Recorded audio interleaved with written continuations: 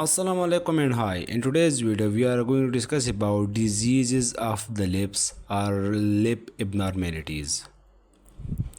This is the clinical picture of many diseases affecting lips. Here you can see variations between these presentation. Here upper lip is involved, here lower lip is involved, here as a papules ulceration is occur and a flat lesion is present. Here just a bulla is present, vesicles is present. Here dryness of lip is obvious, and here there is also dryness and pigmentation of the lips. So these different conditions can affect your lip, and you should know their dangerous effect, their management, their diagnosis, their treatment. So we will discuss each one in detail. Overviews of today's video is introduction to lip diseases, herpes labialis, number first disease of lips, angular cheilitis, archilitis, actinic cheilitis, mucoceles, squamous cell carcinoma, and some other minor disease like MK Rosenthal syndrome and many more. So these are the different conditions which affect your lip. देखो herpes labialis क्या है, ये एक viral infection है. इस तरह mucocele हमारे पास mucus resistant और म्यूकस रिटेंड सिस्ट है. स्क्वेमल सेल कार्सिनोमा एक कैंसर है. तो ये हर एक जो कंडीशन है उस पर सेपरेट वीडियो भी मौजूद है, लेकिन अगर आपसे कोई पूछे कि लिप्स के कंडीशन बताए तो आपने ये याद रखने हैं. अच्छा, introduction. The lip, a highly visible and sensitive part of the face, are susceptible to a variety of diseases and conditions. These disorders can affect the appearance, function, and overall health of the lip, often causing significant discomfort and aesthetic concerns. Disease of the lip can arise from a multitude of causes, including infections, inflammatory condition, allergic reaction, environmental factors, and systemic diseases. तो देखो, lip हमारे पास एक border है between your skin and your mucous membrane. तो ये भैया बहुत ही डाइवर्स कंडीशन को एक्सपोज है. डिफरेंट कंडीशन इस लिप्स के अपेयरेंस को, इसके फंक्शंस को और इसकी जो सेंसिटिविटी है उसको इफ़ेक्ट कर सकती है. तो ये फिर हमारे पास डिस्कम्फर्ट क्रिएट करेगा. कौन से फैक्टर इस लिप्स को इफ़ेक्ट कर सकते हैं? Allergic reactions, inflammatory condition, environmental factors and systemic conditions. Number first condition is herpes labialis cold source. देखो हमारे पास herpes सिम्प्लेक्स वायरस इन्फेक्शन में हमने डिटेल से पढ़ा था. एक प्राइमरी herpes वायरस इन्फेक्शन था और फिर हमारे पास जो रिकरेंट फॉर्म था वो herpes labialis था और कोल्ड सोर्स था. यह herpes सिम्प्लेक्स वायरस टाइप 1 की रिकरेंट इन्फेक्शन है. अच्छा, painful fluid filled blister that typically occur on or around the lips. Blister usually crust over and heal. Symptoms: tingling, itching and burning sensation before blister appear, followed by pain. वही prodromal symptoms होंगे, उसके बाद pen शुरू होगा और blisters शुरू होंगे. Etiology: caused by the herpes simplex virus, primarily herpes simplex 1.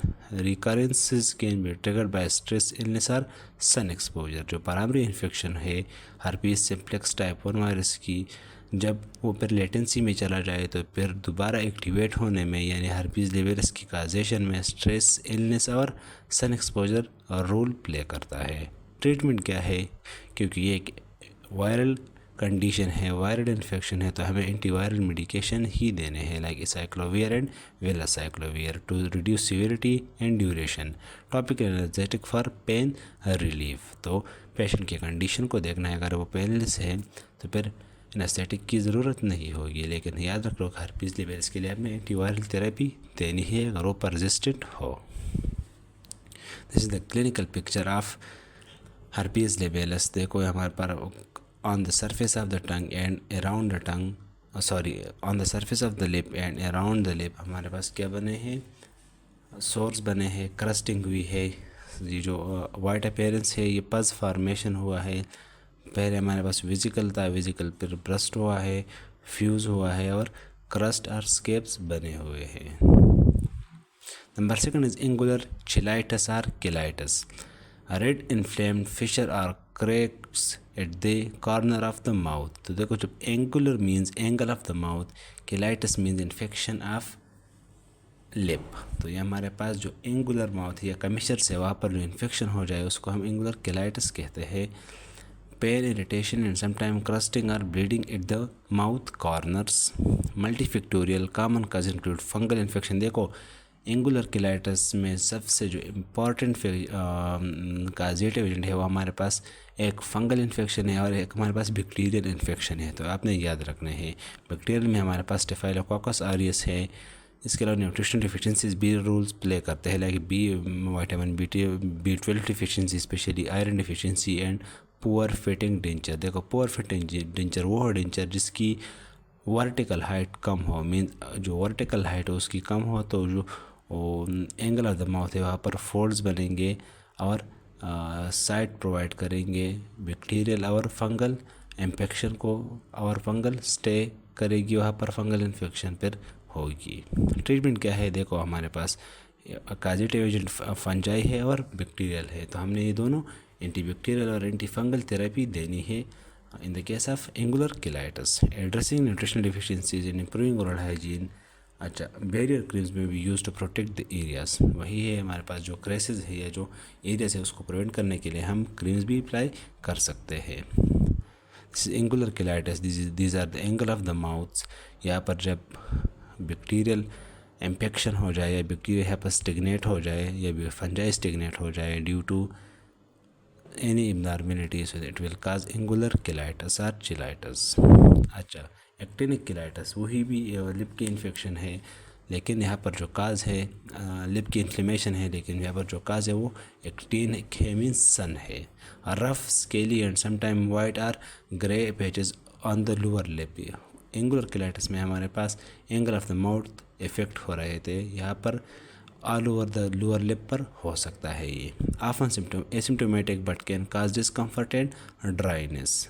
Etiology chronic sun exposure leading to pre malignant changes. देखो सिनेरियो दी होगी या पेशेंट रिप्रेजेंट करेगा तो उसकी हिस्ट्री होगी सन एक्सपोजर की। More common in fair skin individuals. Treatment, देखो स्टूडेंट्स मिस्टेक क्या करते हैं, जब वो किलाइटिस को देखते हैं तो ये इन्फ्लेमेशन कंसिडर कर लेते हैं और एंटी फंगल और एंटी बैक्टीरियल जहन में आते हैं, लेकिन आपने याद रखना है कि आपने किलाइटिस की नेचर देखनी है, अंडरलाइनिंग काज देखनी है। अगर वो एंगुलर किलाइटिस है तो एंगुलर किलाइटिस में अंडरलाइनिंग काज फंजाई और बैक्टीरिया थी, तो आपने वही किया। और एल्फेटिंग डेंचर था, यानी डेंचर जिसकी वर्टिकल हाइट कम हो, तो वो हमने रिमूव करना है, उसको अकॉर्डिंगली डील करना है। यहाँ पर एक्टिनिक किलाइटिस है तो आपने यहाँ पर अगर सुपर इन्फेक्शन ना हो, मीन सेकंड इन्फेक्शन ना हो, तो आपने एंटीबैक्टीरियल नहीं देने। सन प्रोटेक्शन मेजर्स वही आप आता रही है, lip balm with SPF topical treatment, for example 5-fluorouracil and regular monitoring for sign of malignancies. In severe cases, surgical removal or laser therapy may be necessary. In persistent or refractory cases, surgical procedure may also be applied. This is the clinical picture of actinic cheilitis. It is present on the lower lip, and this person must have the history of sun exposure. अगर आप video से कुछ सीख रहे हो, appreciate करना चाहते हो, तो काइंड चैनल को सब्सक्राइब करें और वीडियो को लाइक करें। अच्छा, mucocele, bluish fluid filled cyst on the inner surface of the lip. देखो ये inner surface of the lip पर एक फ्लूइड फिल्ड सिस्ट होगा। फ्लूइड सिलावा भी हो सकता है और म्यूकस भी हो सकता है। Generally painless but may cause discomfort if they interfere with chewing और स्पीकिंग। एटियोलॉजी, ब्लॉकेज और rupture of salivary gland ducts often due to trauma. वही बात हो रही है, जब सिलाइवरी ग्लैंड डक्ट स्टॉप होंगे और पर म्यूकस रिटेन होगा तो फिर क्या होगा, सिलाइवरी कंपोनेंट भी हो सकते हैं, तो फिर म्यूकोसील बनाएगा। ये एक इन्फेक्शियस एजेंट नहीं है, ये हमारे पास ड्यू टू स्टिग्नेशन और due to formation of cyst हमारे पास एक लोअर लिप पर एक विजिकल की अपीयरेंस होगी। Many mucocele result spontaneously persistent और बॉदर सम रीजन में सर्जिकली रिमूव्ड। तो this is the clinical picture of mucocele. यहाँ पर जो माइनर सिलाइवरी ग्लैंड है जो कि म्यूकस इन नेचर है, उसकी डक्ट स्टॉप हुई है तो म्यूकस रिटेन हुआ है on the inner surface of the lower lip. Remember this, it can not present in outer surface of the lip. यहाँ इनर सरफेस पर होगा जहाँ सिलाइवरी ग्लैंड्स के डक्ट्स होंगे। फिर म्यूकोसिल के हमारे पास बहुत सारे टाइप्स है, बहुत डिटेल में सेपरेट वीडियो म्यूकोसिल पर प्रेजेंट है, आप जाके वीडियो वॉच करें। स्क्वेमस सेल कार्सिनोमा, देखो स्क्वेमस सेल कार्सिनोमा बहुत ही डाइवर्स टॉपिक है, कॉम्प्लेक्स टॉपिक है, लेकिन ये लिप को इन्वॉल्व कर सकता है, तो लिप डिजीज़ में अपने स्क्वेमस सेल कार्सिनोमा भी याद रखना है। Persistent non healing ulcer or form red nodules on the lip often with crusting or bleeding. ये एक परसिस्टेंट है, नॉन हीलिंग है, दो बातें हैं, परसिस्टेंट है और नॉन हीलिंग है। लोअर लिप पर एक मोस्ट कॉमनली होता है। देखो स्क्वेमस सेल कार्सिनोमा और बेसल सेल कार्सिनोमा में एक डिफरेंस ये भी है कि basal cell carcinoma is above the occlusal line means on the upper lip, squamous cell carcinoma is below the occlusal line mean on the lower lip, ulceration, pain and possible metastasis if untreated. Etiology: prolonged sun exposure, tobacco use and alcohol consumption are major risk factors. Treatment: surgical excision, radiation therapy and chemotherapy depending on the stage and extent of the disease. वही बात है, cancer हम metaplastic changes को देखेंगे, हम dysplastic changes को देंगे, उसके गार्डिंग ग्रेड देंगे। स्क्वेमस सेल कार्सिनोमा के पर ग्रेड्स है, स्क्वेमस सेल कार्सिनोमा पर कंप्लीट वीडियो प्लेलिस्ट में मौजूद है। This is the clinical presentation of squamous cell carcinoma affecting lower lip. अब आप ये आम इन्फेक्शन से किस तरह डिफ्रेंशिएट करोगे? एक तो इसमें डिस्प्लास्टिक चेंजेस होंगे, दूसरा ये कि ये परसिस्टेंट होगा और नॉन हीलिंग होगा। कोई भी ट्रीटमेंट इफ़ेक्टिव नहीं होगा without treatment of cancer, means आपने एंटी कैंसर ड्रग्स देने होंगी, कीमोथेरेपी देनी होगी। Allergic contact cheilitis, redness, swelling and sometimes blistering और स्केलिंग ऑफ द लिप। तो ये एलर्जिक है, एलर्जिक कॉन्टेक्ट हुआ है जिसकी वजह से किलाइटिस काज हुआ है, इन्फ्लेमेशन ऑफ द लिप काज हुआ है। इचिंग, बर्निंग एंड डिस्कम्फर्ट, तो ही सारे सिम्टम्स, किलाइटिस जब हो तो वो सारे सिम्टम्स सेम है, लेकिन एंगुलर किलाइटिस में angle of the mouth involve हुआ है और एटियोलॉजिकल एजेंट डिफरेंट है। इस तरह हमारे पास जो एक्टिनिक था वहाँ पर भी ये सेंसेशन थे, इचिंग था, बर्निंग था और डिस्कम्फर्ट था, लेकिन वहाँ पर जो अंडरलाइनिंग का था वो सन था। Etiology: allergic reaction to substance such as lip balms, cosmetics, toothpaste और dental material. Remember this, some dental material can cause allergic conjunctivitis. Allergic contact dermatitis is also present. Allergic contact stomatitis. So these are the causative agent is allergen or irritant. Treatment: identify and avoiding the allergens. जो आपने identify करना है कि कौन सा irritant काजेटिव है और फिर उसको रिमूव करना है, और फिर सिम्टोमेटिक ट्रीटमेंट देना है by corticosteroid and antihistamines to mask off the effect of pen.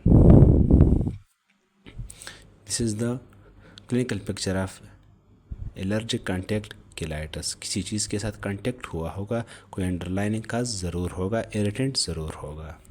फोर्डाई spots, small white और yellowish bumps on the inner surface of the lip. Fordyce spots हमारे पास क्या है? स्मॉल वाइट और येलोविश बम्प्स है on the inner surface of the lip, लेकिन ये small होंगे, म्यूकोसिल बड़ा होगा, वो सिस्ट है, ये जस्ट बम्प है, एलिवेशन है। सिम्टम्स देखो, ये फोर्डाइज ग्रेन्यूल सेबेशियस ग्लैंड के साथ रिलेटेड है, और हमारे पास जो म्यूकोसिल है वो सिलाइवरी ग्लैंड के साथ रिलेटेड है।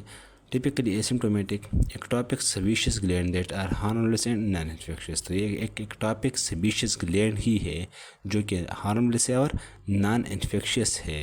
देखो एक्टोपिक मीन्स कि नॉर्मल जो सेबेशियस ग्लैंड है वो अपने लोकेशन से दूसरे नॉर्मल लोकेशन पर लाई कर रहा है। Usually no treatment is required. Cosmetic concerns can be address with laser therapy और माइक्रो पंच सर्जरी। तो ये हमारे पास पेनलेस होता है क्योंकि एक्टोपिक फोर्डाइस ग्रेन्यूल से या स्पॉट है, तो ये पेनलेस होता है, कोई भी ट्रीटमेंट नीड नहीं है। अगर आपने फिर भी ट्रीटमेंट देना है तो एस्थेटिक पर्पसेस के लिए देना होगा। This is the clinical picture of Fordyce granules. It effect most commonly upper lip. This is the sebaceous gland, ectopic sebaceous glands. तो आपने पेरेंट्स से देखकर ये बहुत ही वेरिड अवेयरनेस देता है हमारे पास, लेकिन ये डेंजरस नहीं है। अच्छा, मिकेल्सन्स रोजेंथल syndrome, appearance recurrent swelling of the lips, cheilitis, erythematosa, facial palsy and fissure tongue। तो यहाँ पर भी एक ट्रायड है। जो MR सिंड्रोम है इसमें ट्रायड है, जिस तरह बेशल डिजीज़ में ट्रायड था, यहाँ पर ये बेसिकली एक न्यूरोलॉजिकल डिजीज़ है, लेकिन इसमें लिप्स केलाइटिस होगा, फेशियल पाल्सी होगा और फिशर टंग होगा। तो ये 3 सिम्टम्स होंगे। symptoms swelling episode that may become permanent, facial paralysis and tongue fissures. Unknown etiology, possible genetic or related to an abnormal immune response. तो रिमेंबर दैट अगर लिप की स्वेलिंग हो रही है, केलाइटिस हो रहा है, वो रिकरेंट है, तो आपने MR सिंड्रोम को याद रखना है, मिल कर्सन्स रोजेंटल syndrome. Treatment: corticosteroid, anti-inflammatory medication and sometimes surgical debulking of severe lip swelling. तो जब स्वेलिंग बहुत ज़्यादा हो जाए तो आपने स्वेलिंग को रिमूव भी कर सकते हैं और सिम्टोमेटिक ट्रीटमेंट भी दे सकते हैं, क्योंकि बेसिकली एक न्यूरोलॉजिकल डिजीज़ है, तो आपने न्यूरोलॉजिकल फाइंडिंग में फेशियल पाल्सी को भी साथ डील करना होगा. So that's all. Thank you so much for watching. If you have any question, any query, you can ask in the comment section. अगर आपने इस वीडियो से कुछ भी सीखा है तो काइंडली चैनल को सब्सक्राइब करें. And thank you so much for watching.